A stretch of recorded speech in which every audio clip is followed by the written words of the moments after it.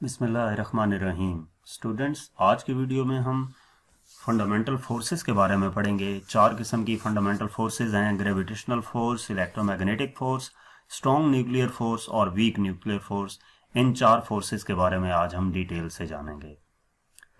सबसे पहले fundamental forces हमारे पास चार किस्म की होती हैं। ग्रेविटेशनल फोर्स है, इलेक्ट्रोमैग्नेटिक फोर्स है, स्ट्रॉन्ग न्यूक्लियर फोर्स है और वीक न्यूक्लियर फोर्स है। इन चारों फोर्सेस को बारी बारी आज के लेक्चर में हम डिस्कस करते हैं। सबसे पहले बात करते हैं ग्रेविटेशनल फोर्स की। Gravitational force basically universal force of attraction है, जो कि ऑब्जेक्ट्स के दरमियान अप्लाई हो रही होती है। यानी कि दो ऑब्जेक्ट्स, कोई से भी दो ऑब्जेक्ट्स, उनके दरमियान जो फोर्स ऑफ अट्रैक्शन होगी उसको ग्रेविटेशनल फोर्स का नाम देंगे। इसको एग्जांपल के तौर पे अगर आप देखें तो अर्थ जो है किसी भी ऑब्जेक्ट को अपने सेंटर की तरफ खींचती है, तो उसको हम क्या कहते हैं? Gravitational force. उस ग्रेविटेशनल फोर्स को ग्रेविटी का नाम देते हैं। इन सिंपल आप देख सकते हैं डायग्राम में भी कि अगर एक दरख्त से कोई एप्पल नीचे गिरता है तो वो अर्थ की तरफ इसलिए जाता है कि अर्थ उस एप्पल को अपनी तरफ अट्रैक्ट कर रही थी। इसके अलावा कोई से भी दो ऑब्जेक्ट्स हों, जिस तरह यहां पे आपको डायग्राम में दिखाए गए हैं, तो ये ऑब्जेक्ट इस ऑब्जेक्ट के ऊपर फोर्स ऑफ अट्रैक्शन अप्लाई करेगा और ये ऑब्जेक्ट इस ऑब्जेक्ट के ऊपर फोर्स ऑफ अट्रैक्शन अप्लाई करेगा। तो इन दो ऑब्जेक्ट के दरमियान जो फोर्स होगी उसको ग्रेविटेशनल फोर्स का नाम देंगे। इसका फार्मूला F = G m1m2/r² होता है। ये आप आगे जाकर पढ़ेंगे इस फार्मूले के बारे में और इसको ड्राइव भी करेंगे। तो ग्रेविटेशनल फोर्स क्या होती है?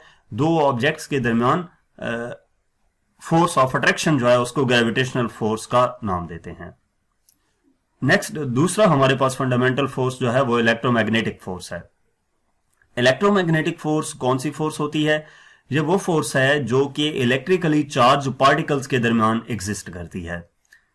यानी कि अगर हम चार्ज की बात करें, दो पॉजिटिव चार्ज हों तो वो एक दूसरे को रिपेल करते हैं, दो नेगेटिव चार्ज हों तो वो भी एक दूसरे को रिपेल करते हैं। लेकिन अगर एक पॉजिटिव और एक नेगेटिव चार्ज हो तो वो एक दूसरे को अट्रैक्ट करते हैं। ये जो इन चार्जेस के दरमियान या चार्ज बॉडीज के दरमियान जो फोर्स पाई जाती है उसको इलेक्ट्रोमैग्नेटिक फोर्स का नाम दिया जाता है। इस बात की समझ आ गई है। नेक्स्ट हम देखते हैं, हमारे पास है तीसरी, strong nuclear force. Strong nuclear force क्या है?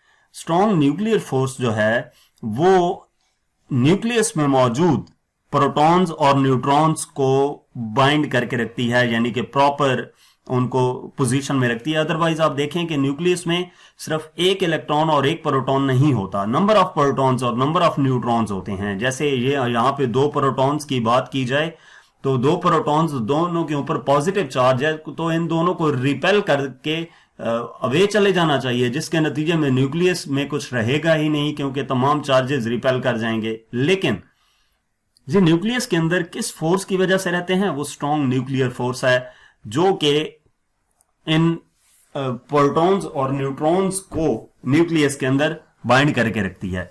ये जो है ये शॉर्ट रेंज फोर्स है। शॉर्ट रेंज फोर्स से मुराद बहुत कम डिस्टेंस पे अप्लाई होती है। अगर डिस्टेंस ज्यादा हो जाए उन पार्टिकल्स के दरमियान तो वहां पे ये फोर्स अप्लाई नहीं होती। इससे पहले जो हमने पढ़ी है ग्रेविटेशनल फोर्स या इलेक्ट्रोमैग्नेटिक फोर्स, वो दो जो हैं वो लॉन्ग रेंज फोर्स हैं, यानी कि उनके दरमियान गैप ज्यादा भी हो तो वहां पे वो फोर्स अप्लाई हो रही होती है।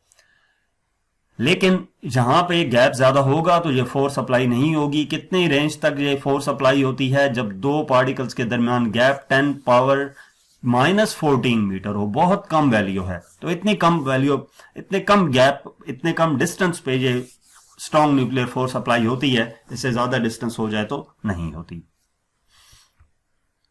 उसके बाद नेक्स्ट हमारे पास फोर्थ जो है वो वीक न्यूक्लियर फोर्स है। वीक न्यूक्लियर फोर्स क्या है? Weak nuclear force basically responsible है न्यूक्लियस की डिसइंटीग्रेशन, न्यूक्लियर को डिके करने में। For example, weak nuclear force जो है वो बीटा डीके, न्यूट्रॉन को बीटा डीके करने में मदद देती है। यानी कि जो न्यूट्रॉन है वो जिस तरह आप इसकी बीटा डीके की बात करें तो बीटा डीके में जो इलेक्ट्रॉन है वो क्या होता है? एमिट होता है।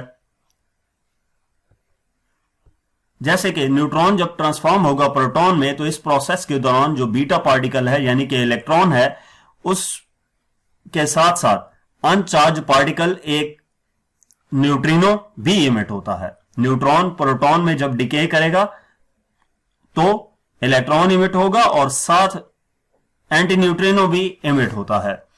हम इसको यूं भी कह सकते हैं कि वीक न्यूक्लियर फोर्स की वजह से रेडियो एक्टिव डीके जो है एटम्स का वो होता है, यानी कि जो रेडियो एक्टिव एलिमेंट्स हैं वो डीके किस वजह से करते हैं? वीक न्यूक्लियर फोर्स की वजह से डीके करते हैं।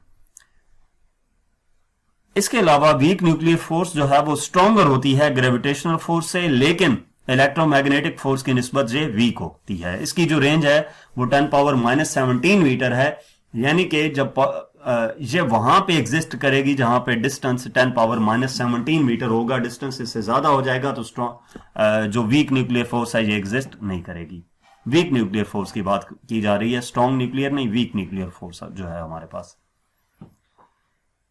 तो ये हमारे पास 4 फंडामेंटल फोर्सेस थी। इसके अलावा आपको ये भी बता दूं कि unification of weak nuclear and electromagnetic forces है। यूनिफिकेशन क्या है कि पाकिस्तानी साइंटिस्ट डॉक्टर अब्दुल सलाम ने शेल्डॉन ग्लेशो और स्टीवन वेनबर्ग के साथ मिलकर 1979 में नोबेल प्राइज लिया था फिजिक्स में। उन्होंने ऐसा क्या काम किया था कि उनको 1979 में नोबेल प्राइज दिया गया? बेसिकली उन्होंने ये कॉन्सेप्ट दिया था कि इलेक्ट्रोमैग्नेटिक फोर्स और वीक फोर्स ये कंबाइनली इलेक्ट्रो वीक फोर्स हैं। तो इस बेस पर उन्हें 1979 में नोबेल प्राइज दिया गया था। तो यहां तक हमारा आज का लेक्चर था। मजीद किसी भी चैप्टर की एक्सरसाइज का सोल्यूशन देखने के लिए हमारा चैनल विजिट करें।